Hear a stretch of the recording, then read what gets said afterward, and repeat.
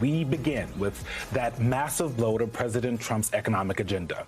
Last night, a federal appeals court ruled that most of Trump's tariffs are illegal, explaining that the president misused his authority when he imposed them under an emergency power statute. The court said that only Congress had the authority to apply such a sweeping measure. Putting it this way, quote, the core congressional power to impose taxes, such as tariffs, is vested exclusively in the legislative branch by the Constitution.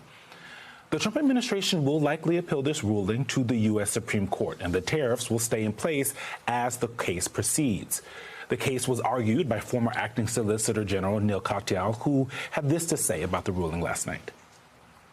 You know, the president under our Constitution is given no power to impose tariffs. Our founders expressly gave that to the Congress in Article 1, Section 8. And President Trump himself recognized that last time when he was president. He went and asked Congress for the authority to tariff, and they said no. So President Trump this time around just did it on his own. And what we said is you can't do that under the laws and Constitution of the United States. And that's what I'm glad to see the court reaffirm today. Joining us now, President and CEO of the Center for American Progress and former domestic policy advisor under President Biden, Neera Tanden, and conservative attorney and president of the Society for the Rule of Law, George Conway. George, I want to start with you. The Supreme Court, that's where this feels like it's going at this point. How do you think they're going to rule? I know we got to be careful about trying to get into their heads, but you've been there. Look, I mean, I think that the reasoning of the Federal Circuit is absolutely ironclad. I mean, you cannot, no one has ever used that statute, whose name I can't remember, it's an IAEPA or whatever, to impose taxes before, to impose tariffs before. I mean, all it talks about is the regulation of commerce, and it's very, very vague in that regard. And there's an old kind of an adage that's applied to interpreting statutes, congressional statutes, which is Congress doesn't hide elephants in mouse holes. In other words, if it really wanted to give this massive power to the president, it would have been more explicit about it. And you just don't see it on the face of the statute. And I think the Supreme Court's going to ultimately affirm it, although I think the Federal Circuit did a smart thing by staying its decision so that the Supreme Court doesn't go in on it kind of half-assed, which it's been doing in a lot of other situations. Giving it some time to breathe. Yeah, give it some time to breathe and not feel like they have to make a decision immediately to protect the government from its own folly here. And just for our viewers, this is the International Emergency Economic Powers Act of 1977, which I feel like we're going to be here. JD 2025. She's back with her law degree. Exactly. That's what she was. Play a lawyer on television. But it feels like we'll be hearing a lot about that this week. I mean, Neera, in the meantime, Trump Truth Socialed last night. Actually, let's pull that up quickly to see the president's response. He said that all tariffs are still in effect. Today, a highly partisan appeals court incorrectly said our tariffs should be removed, but they know the USA will win in the end. If these tariffs ever went away, it will be a total disaster for the country.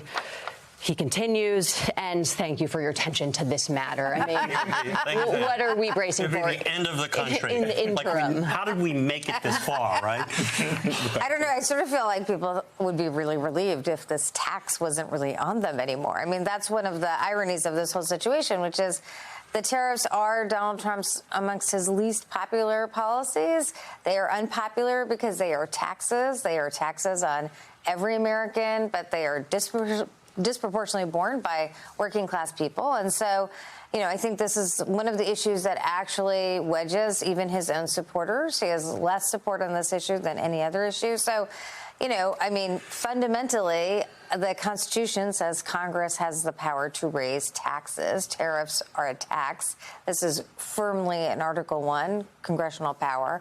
I think it is a very clear case. But I also think that the more Donald Trump spends on tariffs, the weaker his economic support is, and that is a real political problem for him. So if I were in the White House, if I were one of his advisors, I'd be sort of secretly sighing, having some relief here by the courts, but, have at it, keep trying to raise taxes on the American people. George, do you think, though, that this emboldens Congress at all? You know, they see that the court is ruling this way, that maybe they'll take back some of their tariff powers because they ceded a lot of those powers and others. No. No. No. Short answer, no. Easy question.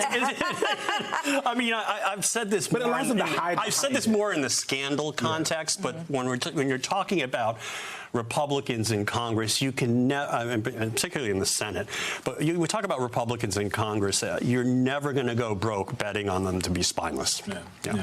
Yeah. Let's switch gears a little bit. Speaking of. Speaking of, there have been a lot of town halls, just public appearances in general, where Republicans who are brave enough now to go out in public have been met with lots of things. I want to play this Susan Collins getting booed at a ribbon cutting ceremony. It's very funny. It says no transcript because it's just boos and heckles. Let's watch.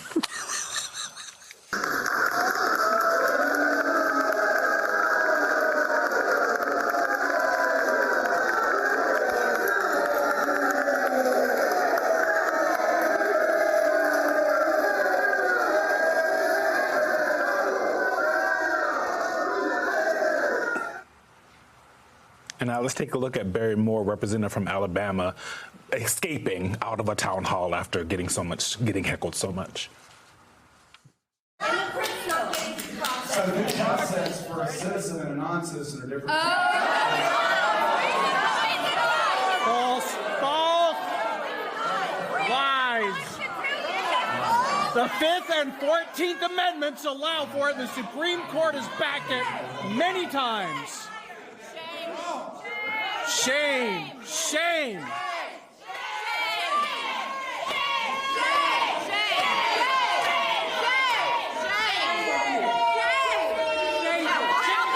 Bye, Felicia.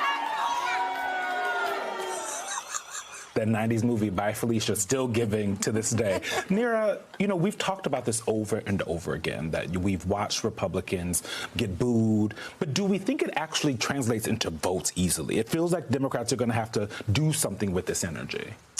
Well, I think there's a lot of news on this topic. Joni Ernst decided not to run for re-election. Perhaps one of the reasons why she decided not to run for re-election is she faced a town hall in which people said to her, people are going to die from your vote. And she said, we're all going to die. And I think that she looked at the polls. There was a poll out this week showing that she was being beaten by one of her Democratic opponents, Zach Walz. And I think she really looked at that and said, why am I going to run again? So I think there's a lot of talk of the political prowess of the president, but when you look at what's happening with these town halls, for those of us who remember the Tea Party, the anger at these town halls is so much greater. The reason why Susan Collins had that experience is in part because she has refused to have town halls. So people literally went to this event and there was a ribbon cutting, where they expected it to be very nonpartisan. And people were so angry that they, basically hijacked the event because there was no other way to express their concern to her. And I think people should recognize that there's incredible anger. Republicans want to say these are all, some interest group back. This is actual Americans angry at the actions of these members of Congress. And that, I think, is one of the reasons why Donald Trump is trying to avoid the election by redistricting. Well, and actually, I think let's take a look, if we can, at the Quinnipiac poll to see where voters actually are on some of Trump's top issues. When we look at them, sending troops to D.C., the economy, trade, crime, these are things that voters are all disapproving of. Those are his top issues, the things that he has brought to the forefront of his agenda right now.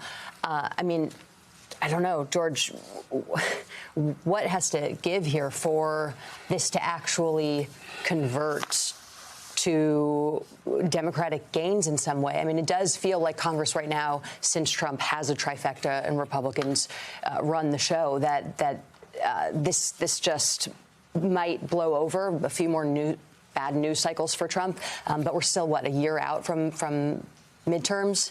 What does this mean? I don't think it's going to get better for him. For example, the only thing that's helped him lately is that tariffs being stricken down. I mean, that's the only thing. And the court's helping him there. But for himself, he's not helping himself. And I think it's important, it's incumbent upon the Democrats to keep talking about these issues that people don't like, because, you know, the bad news about the trifecta is you're responsible for everything. And they are responsible for everything. And they are responsible, it shows even more by the fact that they are doing things that nobody has even thought of doing before. And nobody can understand why they're doing some of this stuff, including the people who voted for it.